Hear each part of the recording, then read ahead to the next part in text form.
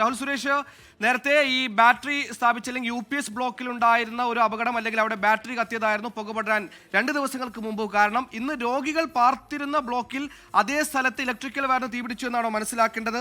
എന്താണ് ഇത് സംബന്ധിച്ച് നമുക്ക് ലഭിക്കുന്ന ഏറ്റവും പുതിയ അപ്ഡേറ്റ്? സുഹൈൽ, നമുക്ക് ലഭ്യമാവുന്ന വിവരം അനുസരിച്ച് ഇലക്ട്രിക്കൽ വയറിന് തീ പിടിക്കുകയായിരുന്നു എന്നാണ് മനസ്സിലാക്കുന്നത്. ഈ സംഭവം ശ്രദ്ധയിൽപ്പെട്ട ഉടൻ തന്നെ അവിടെ ഉണ്ടായിരുന്ന എക്സ്റ്റിംഗ്വിഷർ ഉപയോഗിച്ചുകൊണ്ട് ഈ പുക അണയ്ക്കുകയായിരുന്നു. അതുകൊണ്ട് വലിയ രീതിയിലുള്ള ഒരു പുക ഉണ്ടായില്ല, ചെറിയ രീതിയിലുള്ള പുക ഉണ്ടാവുകയായിരുന്നു ചെയ്തത്. പക്ഷേ മുന്നൊരുക്കം എന്നോണം അവിടെ ഉണ്ടായിരുന്ന രോഗികളെ ആ ബ്ലോക്കിൽ ഉണ്ടായിരുന്ന രോഗികളെ മുഴുവൻ തന്നെ അടിയന്തരമായി മറ്റിടങ്ങളിലേക്ക് മാറ്റുകയായിരുന്നു. നിലവിൽ നിയന്ത്രണ വിധേയമാണ് കാര്യങ്ങൾ. ഫയർഫോഴ്സിന്റെയും പോലീസിന്റെയും ഉദ്യോഗസ്ഥർ ഉൾപ്പെടെ അവിടെ എത്തിയിട്ടുണ്ട്.